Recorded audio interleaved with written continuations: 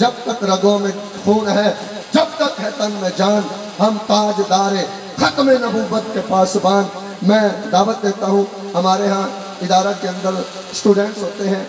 جو ختم نبوت کے کورسز کیا کرتے ہیں، میں ان میں سے ایک طالب علم کو دعوت دوں گا کہ انتہائی مختصر وقت میں سائن ناصر کہ وہ اپنے خیالات کا اظہار کریں۔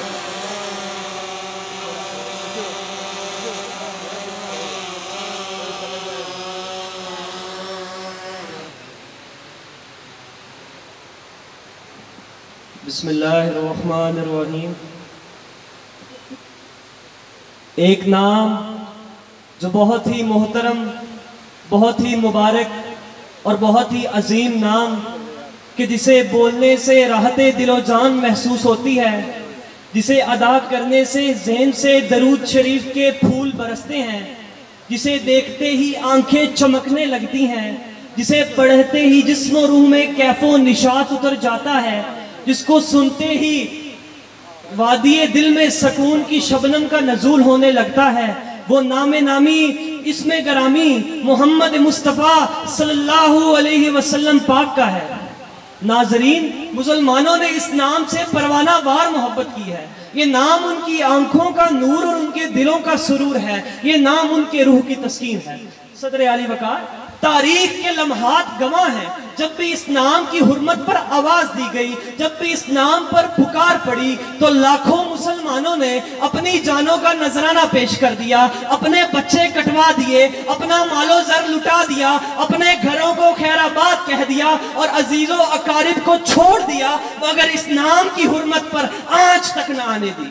محمد کی محبت آن ملت شان ملت ہے، محمد کی محبت روح ملت جان ملت ہے، محمد ہے متاع عالم ایجاد سے پیارا، پدر مادر برادر مال جان اولاد سے پیارا۔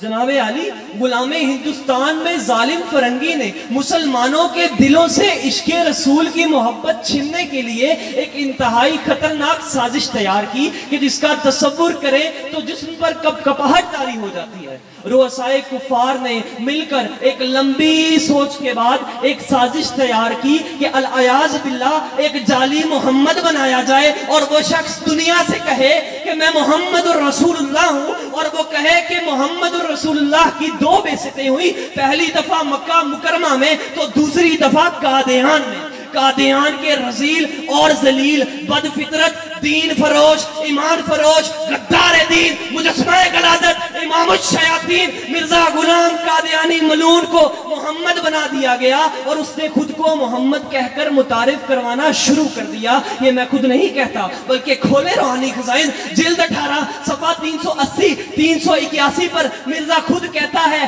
چونکہ میں اس کا رسول یعنی فرستادہ ہوں، مگر بغیر کسی نئی شریعت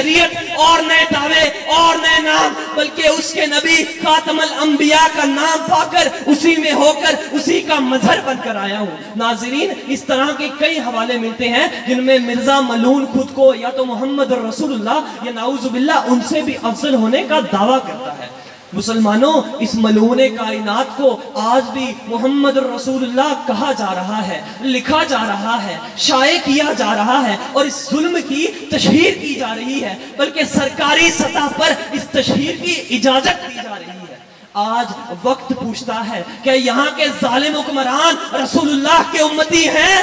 کہ یہاں کے ججز رسول اللہ کے امتی ہیں جو سارقوں کی خیرہ چشمی کا تماشا دیکھ رہے ہیں اور انہیں تبلیغ کی اجازت دے رہے ہیں کہ اس لرزخیز شیطانی حملے پر خاموش رہنے والے خطیب شعراء ادیب رسول اللہ کے امتی ہیں؟ کیا مرضیوں سے معاشی اور معاشرتی تعلقات استوار کرنے والے عوام الناس رسول اللہ کے امتی ہیں؟ اے مسلمانان عالم، خواب غفلت سے بیدار ہو جائیں اور اس عالمی فتنے کے خلاف میدان عمل میں آ جائیں، وگرنہ داستان تک نہ رہے گی داستانوں میں جو جمال روح حیات تھا، جو دلیل راہ نجات تھا، جو جمال روح حیات تھا، جو دلیل راہ نجات تھا، اسی رہبر کے نقش پا کو مسافروں نے مٹا دیا۔ ماشاءاللہ، یہ تھے ہمارے ادارے کے طالب علم جو الحمدللہ ختم نبوت کورسز میں ہم وقت شریک ہوتے ہیں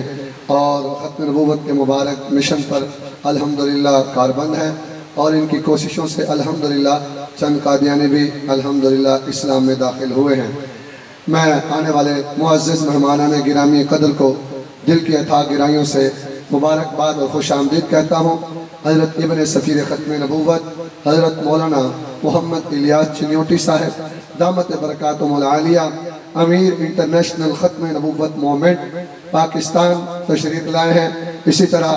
حضرت مولانا پیر مسرور نواز جھنگوی صاحب فرزند جھنگوی شہید رحمہ اللہ تعالی تشریف لائے ہیں۔ میں ان سب حضرات کو